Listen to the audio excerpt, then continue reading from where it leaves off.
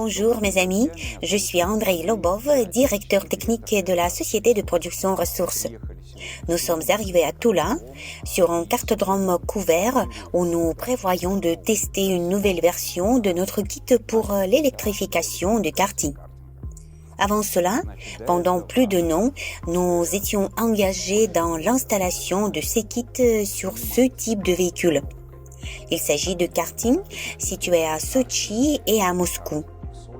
Bien sûr, nous avons déjà une certaine expérience, mais avec le temps, nous avons réalisé que notre kit devait être exactement tel qu'il est à ce jour. Nous en avons retiré plusieurs pièces, nous l'avons rendu beaucoup plus simple, plus léger, mais aussi beaucoup moins cher.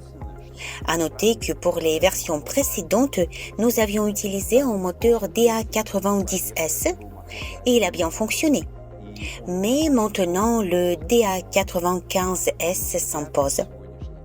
Pourquoi? Premièrement, il est produit en série.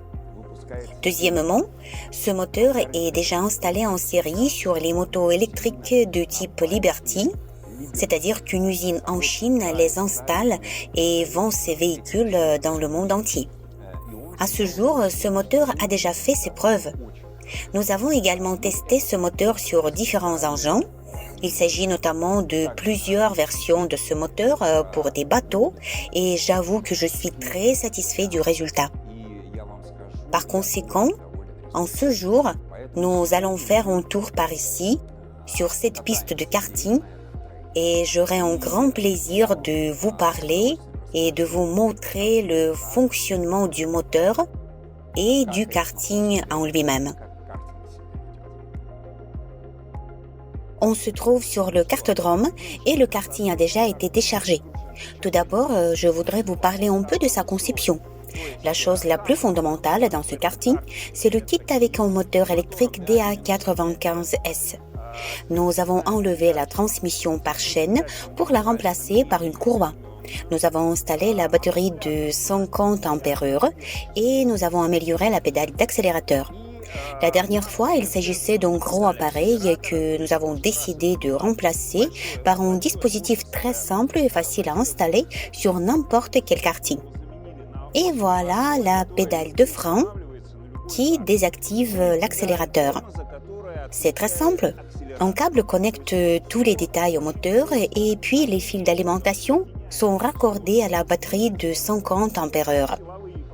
Allons voir si le moteur est économe et combien il nous permettra de parcourir sans avoir besoin de recharger la batterie qui est maintenant chargée à 100%. Le pilote professionnel est déjà prêt.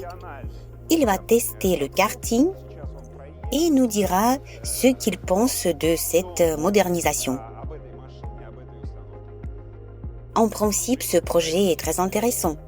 Pour la conduite, tout est très bien, j'ai vraiment aimé. Le karting accélère rapidement et aborde tous les virages tout doucement, tout fonctionne parfaitement. Je crois que c'est le véritable avenir du karting électrique. C'est un projet très intéressant. Cependant, la différence du karting électrique de celui à moteur à essence n'est pas vraiment fondamentale. En ce qui concerne la conduite dans les virages et sur les lignes droites, ces deux moteurs semblent bien puissants. Mais si nous comparons vraiment un karting à essence à un autre électrique, alors certains paramètres de ce dernier sont plus performants et représentent un bon avantage. Par exemple, nous accélérons avec le karting à essence sur la ligne droite et puis quand nous sortons du virage, nous devons appuyer sur la pédale d'accélérateur un peu différemment. Là, dans ce véhicule électrique, nous appuyons sur la pédale d'accélérateur immédiatement et le virage est plus facile à passer. J'ai fait plusieurs tours. La batterie reste chargée à 76%. À noter que rien n'a surchauffé. En mode normal, quand la température dépasse 30 degrés, le thermostat s'allume et refroidit le moteur. Tout fonctionne normalement. Le moteur est déjà refroidi. Maintenant, la seule chose qui nous dérange, c'est la vibration provoquée par cette pièce et qui frappe sur le corps du karting, mais nous allons corriger ce défaut de conception. Sinon, il fonctionne bien tranquillement.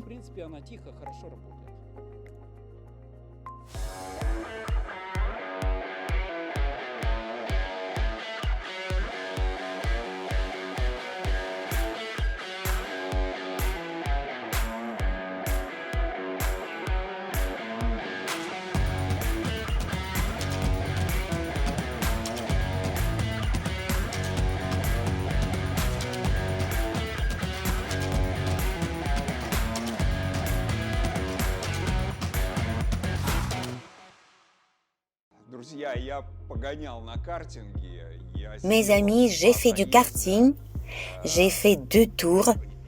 Je suis absolument heureux et j'ai beaucoup d'émotions.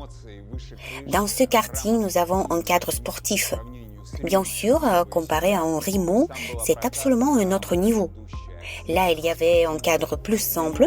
Ici, c'est une version sportive. Évidemment, ce karting a besoin de plus d'espace. Il serait mieux de le tester sur une grande piste où il pourrait vraiment montrer toutes ses capacités.